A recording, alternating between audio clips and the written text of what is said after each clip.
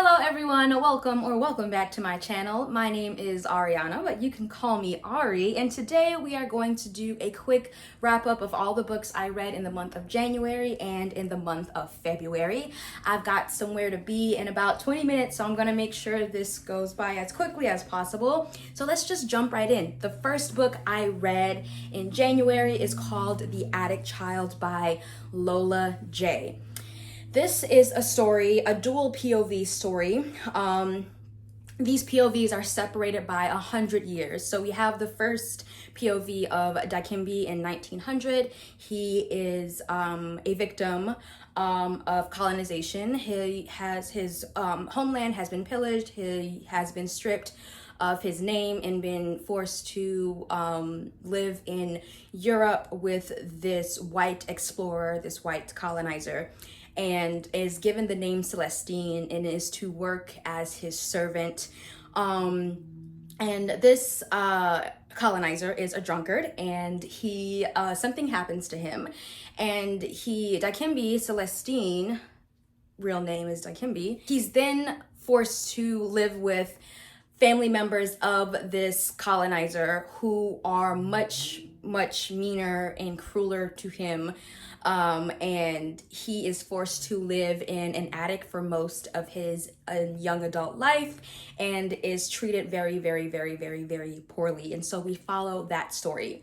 Alongside his story, 100 years later, is a young woman. I can't remember her name off the top of my head.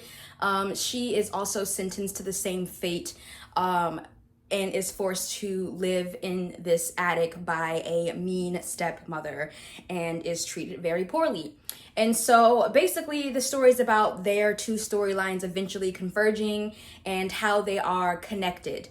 And yeah, so what I didn't really care for was the second POV of this young woman. I didn't think it was strong enough against the first POV of Dikembe. I would have been very happy just to follow his story and that be the end of the book. But incorporating her POV to me it watered down the story a little bit, and I just wasn't interested in what her trajectory was. She also had a researcher sidekick who would his thing was research, and so he was the one who kind of helped to facilitate the backstory and connect the dots and stuff. And I didn't really like him. I didn't like his voice. I thought he was a little whiny. I thought she was a little whiny. I don't know. Dikembe was more interesting, and I wish we would have stuck with his storyline. So if I could just go off of one POV, I would say this is an amazing story. Regardless, definitely check it out. But yeah, the dual POV I didn't think was very necessary. The next one is Miss Pearly's Girls by ReShonda Tate Billingsley. I have always loved ReShonda Tate Billingsley's writing because her dialogue is fierce. This is a story of four sisters who have grown apart over the years. They have their own secrets and their own traumas that they have not worked through, and childhood issues that they are forced to work through when their mother falls ill. And so they all come back to their hometown and they all have it out with each other. And it's about how these women reconnect, rekindle, and share grief and share history and kind of work through their differences. The attitude of the characters is so distinct, and sometimes, with dialogue, it can be cringe. It can go on for too long, but she really does a great job of giving all of these women a very unique voice. And yeah, I thought it was short, sweet, simple, to the point. Definitely recommend this one for sure. So the next book I read was a library book, so I don't have it with me anymore. I'll just put it up in the corner somewhere. It's called Remarkably Bright Creatures by Shelby Van Pelt. Yes, by Shelby Van Pelt. And this is such a colorful book. I was looking for something more lighthearted at this time. I was like, all the books I was reading centered around death and colonization and really just heavy things, and I'm always down to learn about that kind of stuff, but I wanted a little bit of a different vibe, and I picked this up, and to me it has the feel of what's his name? What's that writer's name? Hold on, let me check my it has the feel of TJ Klune, like the House in the Cerulean Sea kind of vibe, where we are following this older woman who has, her husband is dead and her son had gone missing. And so she is works as a late night janitor at a aquarium. She ends up making a strong relationship with this octopus who has a lot of personality, a lot to say, a lot of sass, and they end up kind of connecting really closely. And so then over time, other people that she learns that she's connected to, and learns that these people are also connected to her son, also enter the town, and she rekindles relationships with family. She learns this octopus helps her kind of make those connections from her past to her present. And it's just kind of a uplifting, hopeful kind of story that ends very positively and very happily ever after. It was an arc of like rejoice and happiness, and everybody pretty much got what they wanted in the end and ended up happily ever after.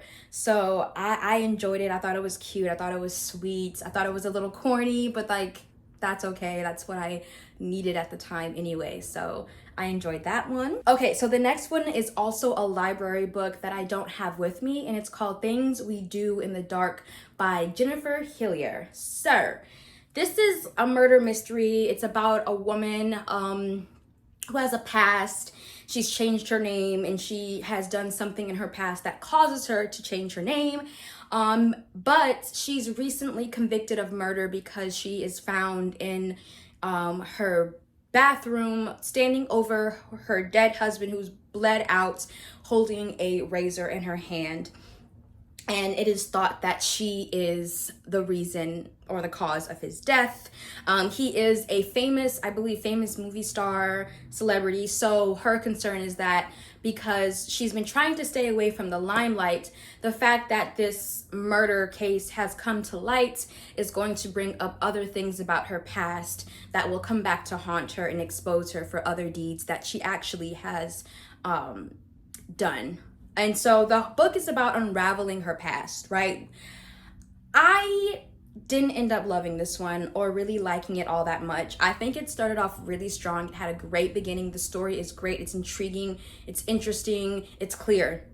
But then we spend like 150 pages on backstory. So much so that it ends up being about other characters that are connected to her past and not the main character. So we get the main character for the first 2 or 3 chapters. And then for the rest of the book, she's gone. And then we come back to her at the end. And it's this bouncing back from history. And it's just not as interesting as if we were like, as if the story was in action, right? Like when you're telling us what happened, it's less interesting than when you're showing us, like when you're putting it out there, it's happening in the present. So when we have these flashbacks in books, I'm a little like weary because it just dilutes the quality of the story. And then it makes the story more predictable. I was able to kind of like guess things, which is totally fine if the writing is strong, and I don't mind being able to decipher like, oh, this is gonna happen, this is gonna happen. But it just didn't keep me interested. It was too many other characters and too many other storylines that related to her storyline and that didn't relate to her storyline. And it was just like too many factors. So I didn't really enjoy this. I would give it like, if I had to rate it, I would give it like 3 stars. It was just meh. It was meh. So the next book I read, it's like sticky notes are still all over it. I talked about this in one of my previous videos. I'll leave a little blurb up top so you can check it out. But it's Sula by Toni Morrison. Girl, need I say anything else? This is my favorite book that I've read between January and February. We follow the story of 2 young women who are friends. One of them had left their hometown for a while, then she came back and she stirred up all kinds of energy in the town, and we're just following the lives of these women, how their lives affect that of others and how other people respond to them and how nature responds. There's so many amazing themes and so much amazing writing that Toni Morrison is capable of doing in just what, less than 200 pages. I mean, it's insane that a book this small packs such a punch. And that's just how her writing is. It's like the synopsis can never do it justice, right? It just is like two friends and their story, but it's way more than that. And so, I mean, I can't say much else about it. Just go ahead and look at my critical analysis video for a little bit of a breakdown on some of the themes that I thought were exciting. If you're not familiar with her work, Sula is a great place to start. I would not start with the works of Beloved like I did. I would not recommend that, but Sula is a great book to start with, and I break it down for you a little bit. So if you're interested, go ahead and click on that video and see what it's all about. And the next book I read is also a library book. It's called Silver Sparrow by Tayari Jones. This is a book about bigamy. It follows two families. A man who is married to one woman, had been, I think, married to her for about 20 years, and then had a child. And shortly after he had said child, he ended up meeting another woman and marrying her without the first woman's knowledge. So the second wife knows about the first wife, knows about their child. She even goes as far as following them. She herself has a child with this man. So this man is married to two women illegally in Atlanta, or not in Atlanta, in Georgia, in some rural town, in Georgia, somewhere in Georgia. Married to two women, got two kids by two different women. The first wife knows nothing about the second wife, but the second wife knows a whole hell of a lot about the first wife. And so this is a story about how their paths cross, and how for a while before their paths cross, it's about how these two lives are managed and how this man navigates between these two women.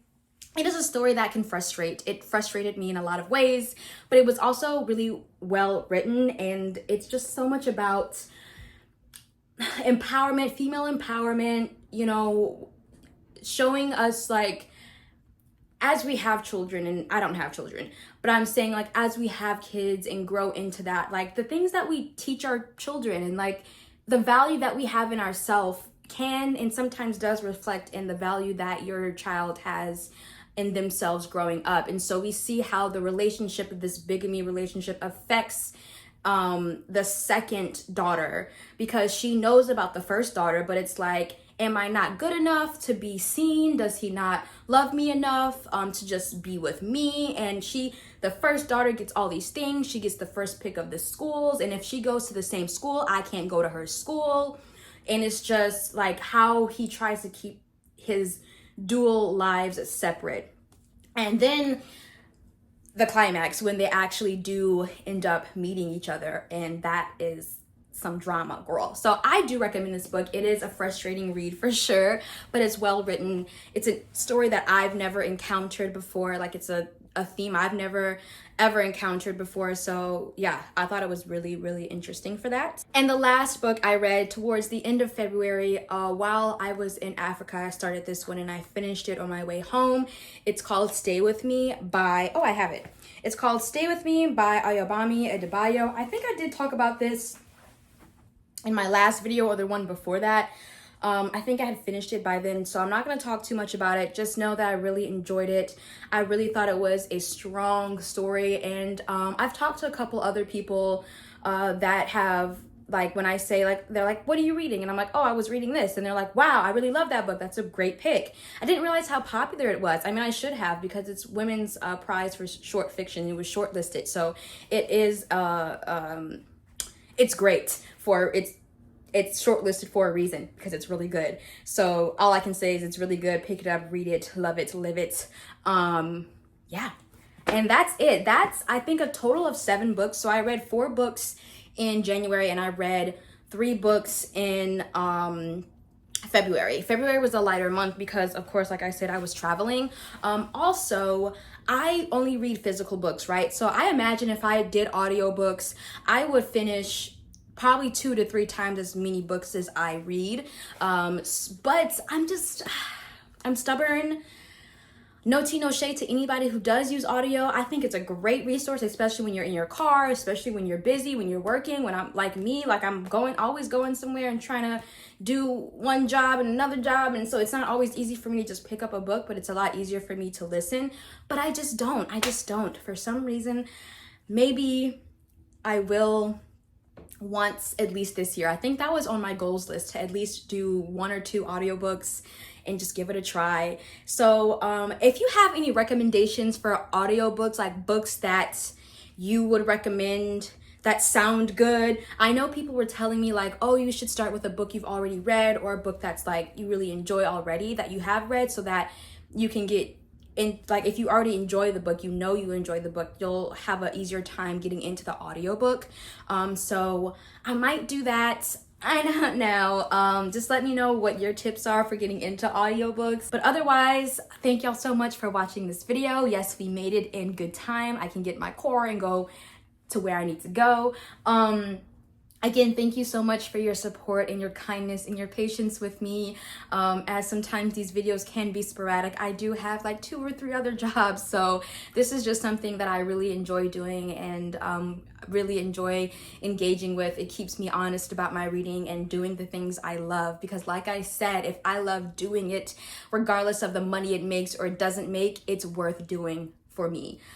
So keep that joy in your life, keep that spark in your life, keep going, y'all. We're in March. The year is going by fast.